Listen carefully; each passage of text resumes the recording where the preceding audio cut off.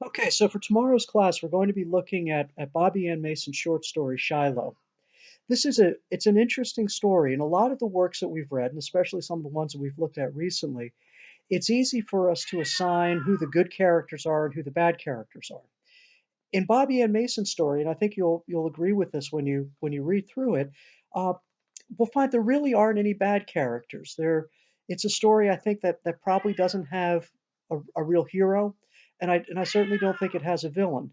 The character that students seem to like the least, and this is understandable, is Mabel, who's the mother-in-law, and we'll talk about this. She's certainly overbearing, and she is way, way too intrusive into her daughter's life, especially considering that Norma Jean is certainly a mature adult.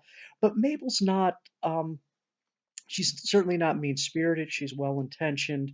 She's a character who really does want the best for her daughter.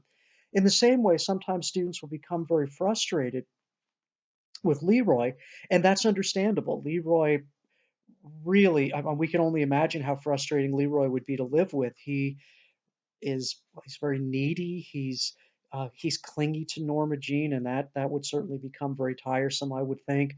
And um, he doesn't seem to show a whole lot of initiative. We know that um, he's had some real difficulty in the past. He was in, and we find this out in the exposition of the story. He was in what must have been a horrific and very terrifying accident when he was a truck driver, and he now seems to be really hesitant to do very much of anything. Uh, Norma Jean points out to him that there is a lot of work that he could do. He has an injury, and is uh, he's to some degree disabled, but there is still work that he could do. But he seems very hesitant, really, to do very much outside of the house, other than to, drive around. And we know that he buys some drugs from someone. Otherwise, he seems very content doing not much at all except those craft kits that he has. Norma Jean, on the other hand, seems to be a character who is really uh, almost hitting a time of a growth spurt in her life. She has taken up some new hobbies. We know that she's cooking lots of different kinds of foods, and she seems to be pretty excited about that. We also know that she is taking some evening classes at the community college. In fact, while the story is taking place, she's completing a course in English composition, which always makes me kind of happy. And we know that she's also taking a bodybuilding class, which causes her mother really quite a bit of concern, and we'll have to discuss why that is as well. And we watch as this story progresses, the marriage of Norma Jean and Leroy deteriorate. And when we get to the very end of the story, I don't know that we have very much hope that this marriage uh, is going to ever recover. So I want us to discuss what we find Bobby Ann Mason wants to tell us about these characters and about their marriage. And the way I want us to start that investigation is by looking at a, a lot of the details that are given to us in the story that I think probably hold within them a lot of meaning. And I want us to see if we can use some of those interpretive techniques that we've been talking about all semester to start to identify some patterns. So I want you to think about what it is that Leroy Leroy's kits that he like the craft kits that he likes to build with. Remember, he's doing some needlepoint, which Mabel doesn't like at all. She doesn't think that that's an appropriate thing for a man to be doing. But he's doing some needlepoint. He's also built some models. Uh, what that has to do with some of the other things that we discover about Leroy, including the drug abuse that he's engaged in. Leroy seems to spend an awful lot of his time smoking marijuana. Uh, Maybe we would want to see that as being something that's relatively harmless. That might be a way that people would see that activity. But I think Bobby Ann Mason wants us to see that as being significant in other ways. It tells us something about Leroy, both what he's gone through, what he's going through, and also how he copes. I want us to see if we can connect uh, his drug abuse with his building of those models, and particularly the idea that he wants to build from kits. That's probably important.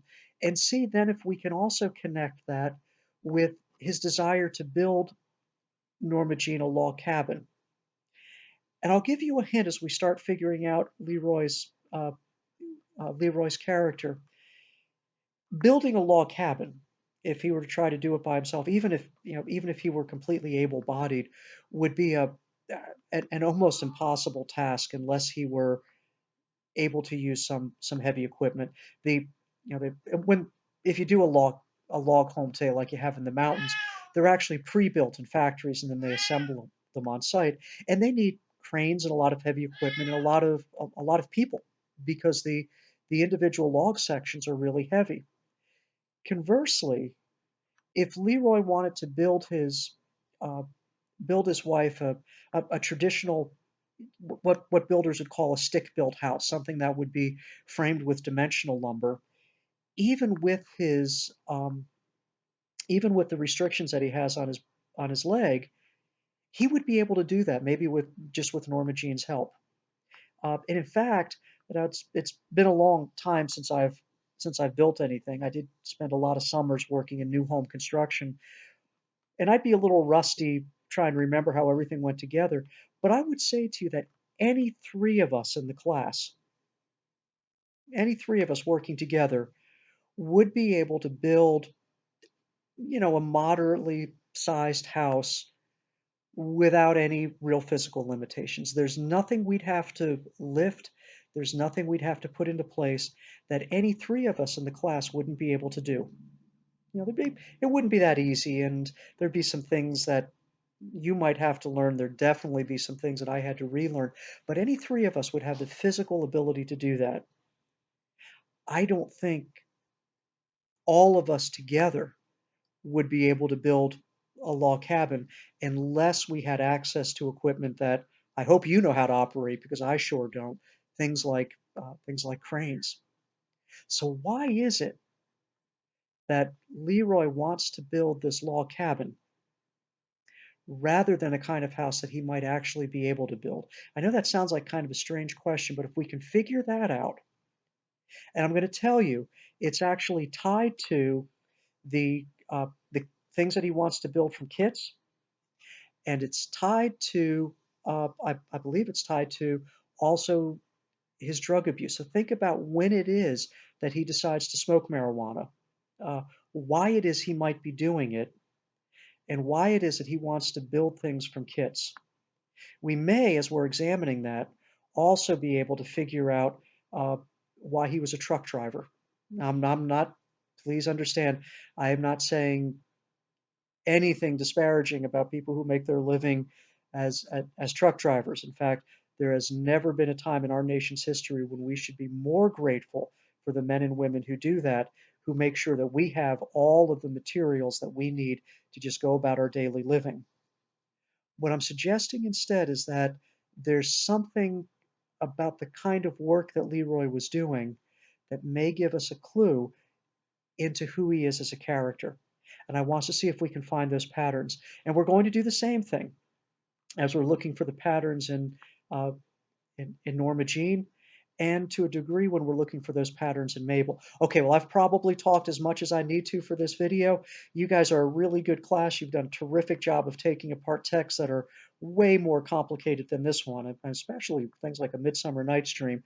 So I am certain that when we meet in the discussion board tomorrow, I'm just going to be able to hang back and you guys are going to figure everything out for me and probably be 3 steps ahead of me in the way that Sophia was when she figured out where I was going with why sweat isn't included in anthologies anymore, long, long before I thought you guys would get there. So that's just an indication of how highly I think of all of you. Okay, so we will meet tomorrow and we will talk about Bobby Ann Mason Shiloh, and you will all be, I am quite certain, brilliant. Take care, guys.